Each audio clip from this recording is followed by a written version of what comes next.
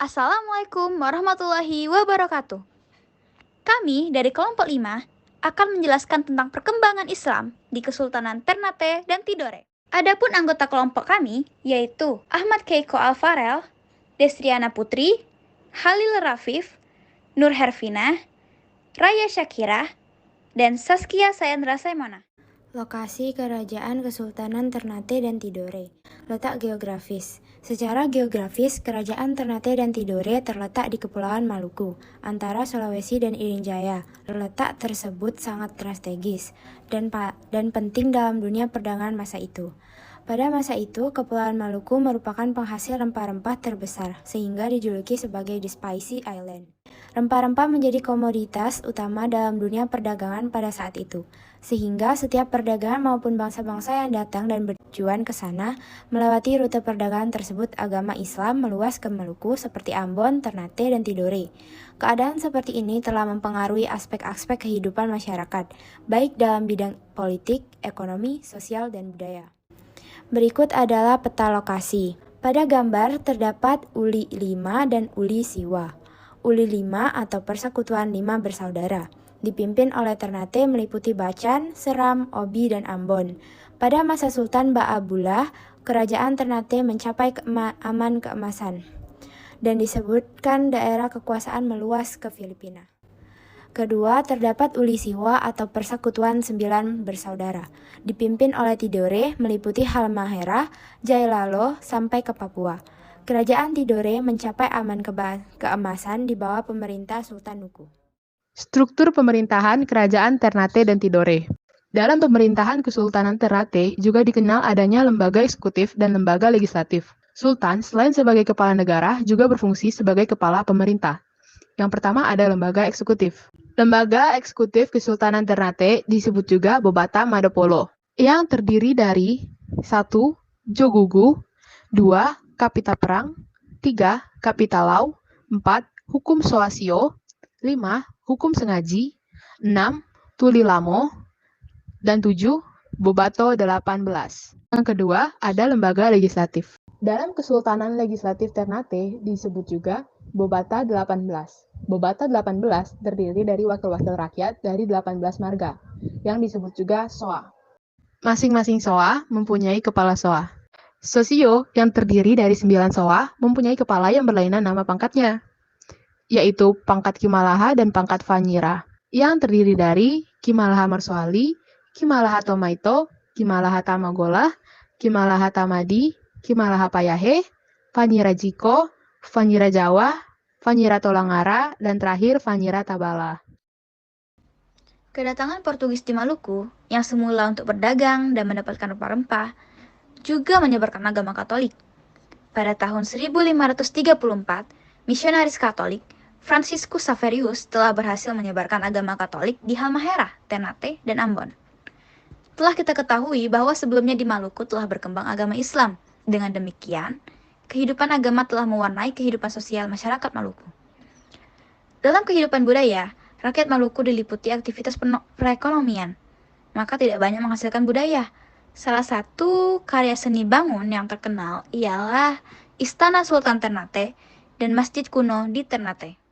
Kehidupan rakyat Maluku yang utama adalah pertanian dan perdagangan. Tanah di Kepulauan Maluku yang subur dan diliputi oleh hutan rimba banyak memberikan hasil berupa cengkih dan pala. Cengkih dan pala merupakan rempah-rempah yang sangat diperlukan untuk ramuan obat-obatan dan bumbu masak, karena mengandung bahan pemanas. Dengan hasil rempah-rempah yang sangat kaya, maka aktivitas pertanian dan perdagangan rakyat Maluku maju dengan pesat. Apalagi banyak sekali permintaan cengkih dan pala dari negara Eropa. Di Maluku, yang terletak di antara Sulawesi dan Irian, terdapat dua kerajaan, yakni Ternate dan Tidore.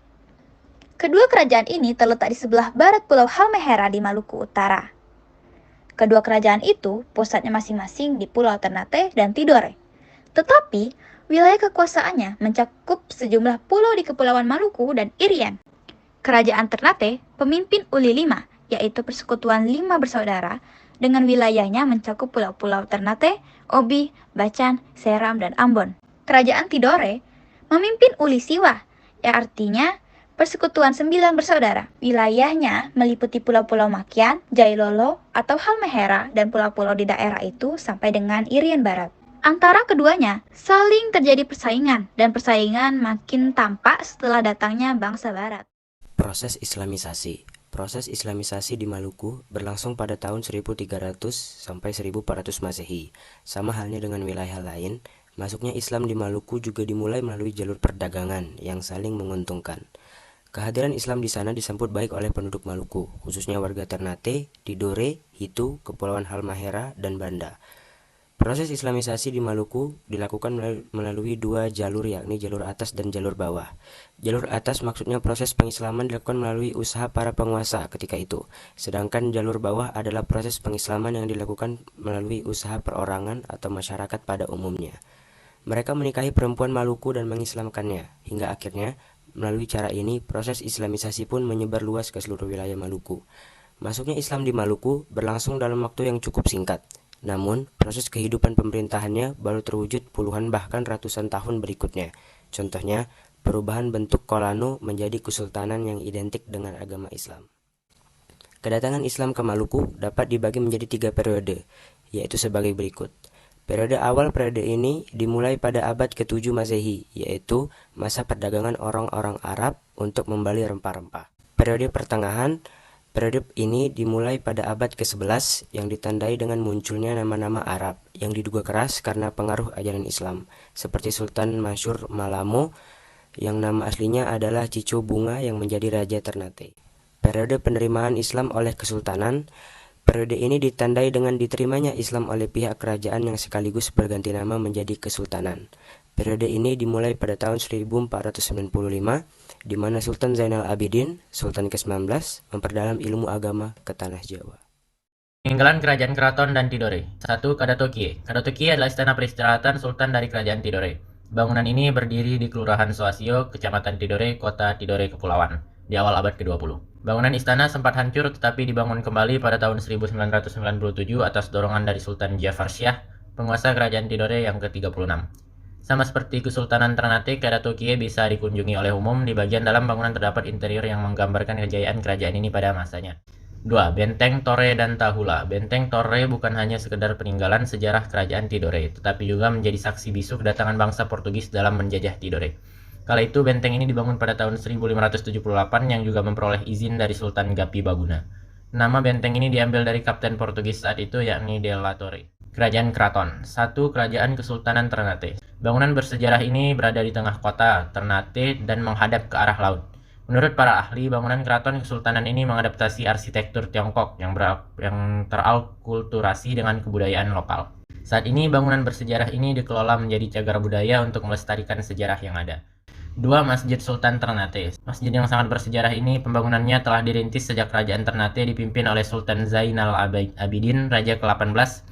Sampai saat ini belum ada angka valid yang memastikan kapan pembangunan masjid ini. Pasalnya ada juga sejarah yang menuliskan bahwa masjid baru dibangun pada abad ke-17. Di masa kini, Masjid Sultan Ternate masih difungsikan sebagai tempat ibadah bagi masyarakat di Maluku Utara. Bahkan masih ada tradisi-tradisi budaya yang kerap kali dilakukan di masjid ini. 3. Makam Sultan Babullah. Raja Ternate ke-24 yang berkuasa pada tahun 1570 sampai dengan 1583. Nama beliau diabadikan menjadi bandara di Ternate karena masyarakat mengenangnya sebagai sultan pertama yang mampu mengobarkan semangat rakyatnya untuk melawan penjajah asing yang hendak menduduki Ternate. Sebagai penghormatan, beliau dimakamkan di puncak Bukit Formadiahi, kampung tertinggi dan tertua yang ada di Ternate. 4. Benteng Toluco. Benteng yang dibangun ini oleh bangsa Portugis ini merupakan pertahanan untuk menguasai cengkeh dan dominasinya di antara bangsa Eropa lain. Kesimpulan, Ternate dan Tidore termasuk salah satu kerajaan Islam di Indonesia. Kedua kerajaan ini berdiri sejak abad ke-13 Masehi, terletak di sebelah barat Pulau Halmahera di Maluku Utara, Indonesia. Maluku merupakan penghasil rempah-rempah terbesar di seluruh dunia. Lembaga eksekutif Kesultanan Ternate disebut Bobato Madopolo, sedangkan lembaga legislatif disebut Bobato 18. Kehidupan rakyat Maluku yang utama adalah pertanian dan perdagangan. Masuknya Islam di Maluku dimulai melalui jalur perdagangan pada 1300 sampai 1400 Masehi. Terdapat 3 periode masuknya Islam ke Maluku, yaitu periode awal, periode pertengahan, dan periode penerimaan Islam oleh Kesultanan. Peninggalan Kesultanan Ternate dan Tidore diantaranya Keraton Kesultanan Ternate, Masjid Sultan Ternate, Makam Sultan Babullah, Benteng Toluko, Kadatoki, serta Benteng Tore dan Tahula. Sekian presentasi dari kelompok 5. Kami mohon maaf apabila ada salah kata. Kami akhiri. Wassalamualaikum warahmatullahi wabarakatuh.